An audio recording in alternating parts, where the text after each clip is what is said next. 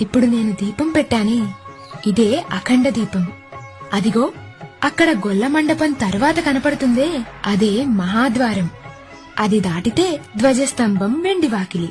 అవి రెండూ దాటి ఆనంద నిలయంలోకెళ్లి అలా గర్భగుడిలోకి చూస్తే బంగారు కిరీటంతో, నుదుటి మీద కర్పూరంతో దిద్దిన మందపాటి రెండు నామాల మధ్యన కుంకుమ పువ్వుతో చేసిన కస్తూరి తిలకంతో ఆయన మొహం కనిపిస్తుంది. అంతే, అక్కడే ఆయనకు కంప్లీట్ గా సరెండర్ అయిపోతావు. చెవులకు మకర కుండలు, కుడి చేతిలో సుదర్శన చక్రం, ఎడమ చేతిలో శంఖం. ఇంకో కుడి చేయి కాస్త ముందుకు చాచి ఆయన పాదాలు చూపిస్తుంటాడు చూడు, ఇవే బ్రహ్మ కడిగిన పాదాలు అన్నట్టు. ఇంకో ఎడమ చెయ్యి నేనున్నాను నీకంటూ అభయమిస్తుంటుంది. కుడి ఎద మీద లక్ష్మీదేవి, ఎడమ ఎద మీద పద్మావతీదేవి.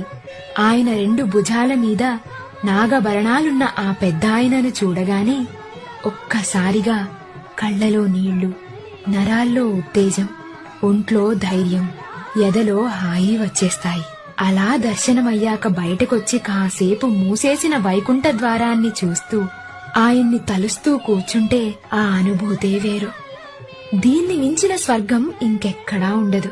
భూలోక స్వర్గం చూపిస్తావా అని అడిగావు కదా, ఇదిగో ఇదే ఆ స్వర్గం.